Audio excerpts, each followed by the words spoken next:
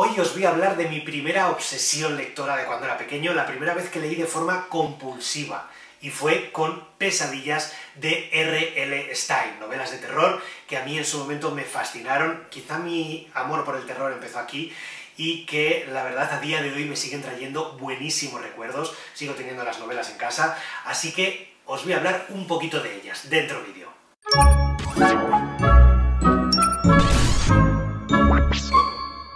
Y por si alguno de vosotros no conoce Pesadillas, os voy a poner un poquito en situación.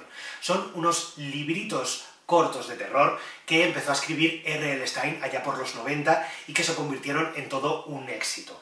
Eran cortos, eran unas 150 páginas, además la letra era grandecita, no deja de ser literatura juvenil, y lo que más la caracterizaba era que eran historias muy locas, muy oscuras y además que tenían siempre un final feliz. Eso hacía que por muy mal que lo estuvieras pasando leyendo el libro, supieras que se iba a solventar todo, entonces hacía que el disfrute fuera mayor.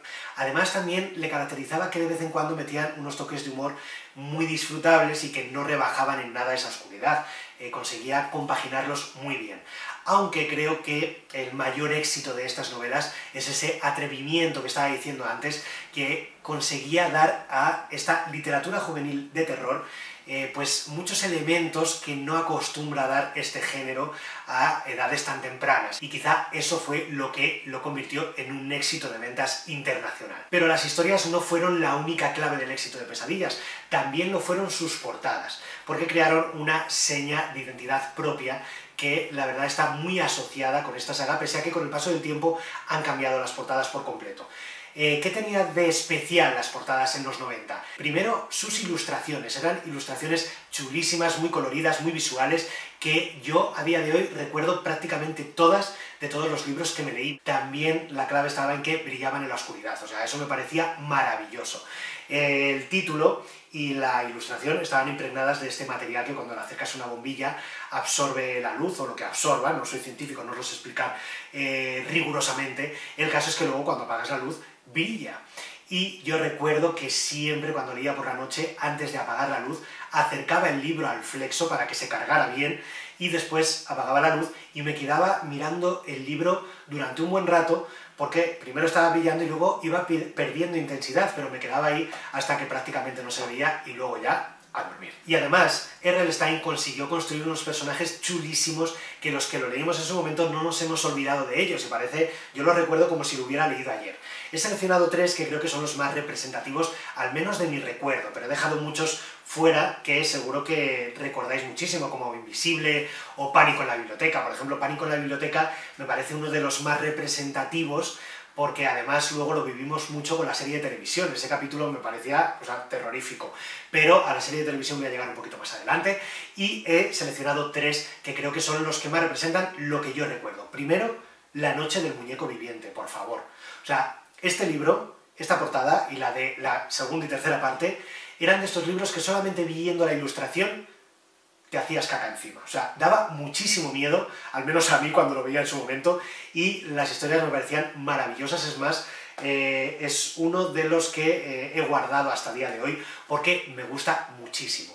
Otro que recuerdo mucho, La máscara maldita. Una máscara de Halloween que se lo ponía el protagonista y se apoderaba de él. O sea, la historia es muy loca y la portada también da bastante miedito.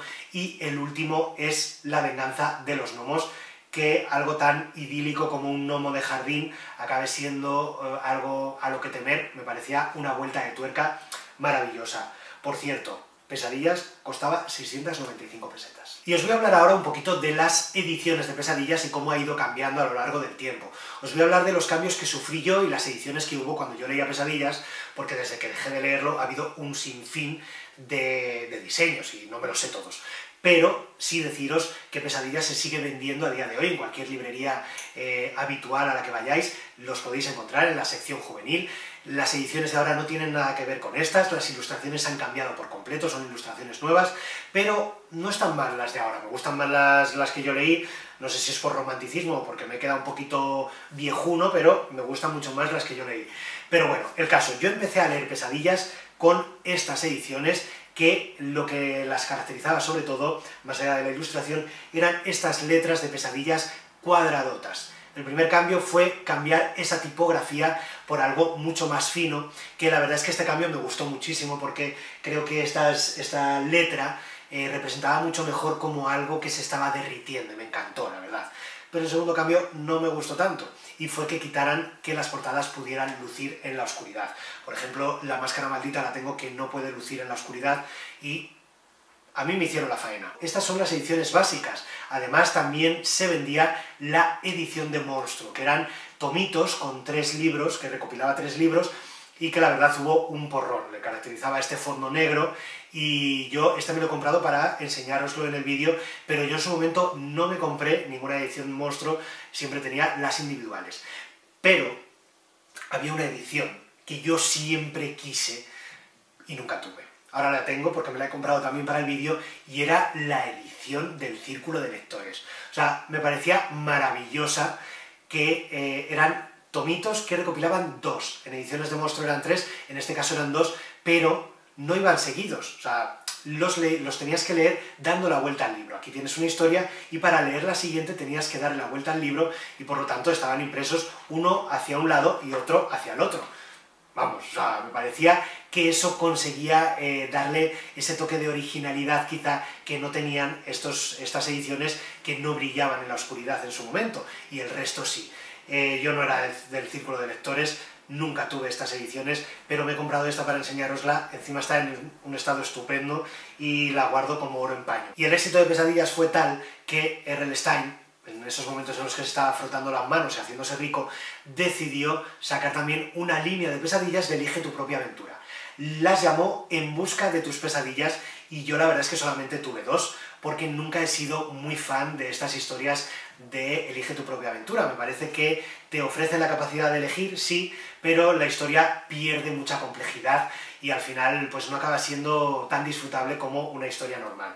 En este caso te ofrecían 20 escalofriantes finales. Y mi obsesión llegó a tal límite que cada vez que viajaba a algún sitio de vacaciones con mi familia o con el colegio, me compraba 2 libritos de pesadillas en el idioma del país en el que estuviera. El caso es que quería enseñaros los libros que me compré. Voy a empezar con Italia, y son Piccoli Brividi. Es una edición un poquito más pequeña que la nuestra, las ilustraciones son exactamente las mismas, y no brilla en la oscuridad la portada, pero las letras están en relieve. Me parece preciosa. Aunque lo que más me gustó viene ahora. El canto es verde. Es una tontería, pero me parece precioso. Y además, al final de cada libro, incluía una hoja con pegatinas para que las pusieras donde te diera la gana. Y ya faltan algunas de las que había, pero me encantó. Y otra de las ediciones que tengo es francesa. Lo voy a pronunciar de aquella manera, pero es Child de Poule. Aquí ya la edición cambia bastante más, las ilustraciones son las mismas, la tipografía también, pero aquí le meten estos colorinchis alrededor, que es bastante diferente con respecto a la italiana y la española. Y termino con una edición estadounidense. En este caso no la compré yo, me lo trajo una amiga de mi hermana, que vivía en su momento allí y sabía que estaba un poquitito obsesionado con pesadillas, y me trajo 2 libritos. La edición es bastante parecida a la nuestra, aunque cambia un poco de estructura, pero de colores y de tipografía y de ilustraciones es exactamente igual, y aquí también el interior es como el nuestro. Me encantaba porque además dentro de los libritos te metían publicidad de distinto merchandising de pesadillas, camisetas, juegos. A mí en ese momento me parecía muy exótico que alrededor de unos libros que a mí me flipaban tanto, hubiera tantos productos que la gente que tenía la suerte de vivir en Estados Unidos se podían comprar y yo no. Pero la vida es así y hay que aguantarse. Y mi obsesión llegó también a la televisión, porque decidieron adaptar las novelas de R.L. Stine de Pesadillas a una serie de televisión. Me encantaba, la verdad, siempre que podía lo veía. Es más, me grababa los capítulos que iban emitiendo, y tuve, lo que pasa es que ya no las tengo, no sé en qué momento las perdí, pero tuve bastantes compradas en VHS. Es más, recuerdo sobre todo La Máscara Maldita que obviamente el diseño del VHS también era súper colorido y me parecía precioso. La serie aquí en España se emitió en Antena 3 y era muy característica la cabecera en la que aparecía un señor con un maletín negro en el que ponía R.L. Stine. Además había un perro al que se le iluminaban los ojos y se le ponían verdes, que eso daba mucho miedito, y la música también es muy característica y a día de hoy si la oyes tienes clarísimo que es de Pesadillas, que por cierto en Netflix, al menos la primera temporada, la tenéis ahora mismo para que la veáis. Y en algunos episodios de la serie de televisión salía R.L. Stine, rollo cameo como Alfred Hitchcock, pues él también lo hacía con la serie, que eso le daba un poquito de gracilla y vidilla al episodio por a ver si le encontrabas, y además luego sacaron, por cierto, R.L. Stine presenta, que eran las historias, los libritos, pero ilustrados con imágenes de la serie de televisión, con el capítulo que había adaptado esa historia. Aquí esto era una máquina de hacer dinero y sacaron de todo. Que por cierto se ha hablado también de que iban a hacer una nueva adaptación para televisión, pero esto es algo que de momento no se sabe mucho más, no sé si ha sido por la pandemia o por qué, pero de momento está sin nuevas noticias este proyecto. Y voy a ir terminando este vídeo diciéndoos que también hay dos películas, además recientes, de Pesadillas, una de 2015 y otra de 2018. La primera es Pesadillas a secas y la segunda es Pesadillas 2, Noche de Halloween, creo. Yo he visto solamente la primera y la verdad es que me pareció pues muy chula si tienes esta nostalgia desatada de unos libros que te impactaron de pequeño tantísimo.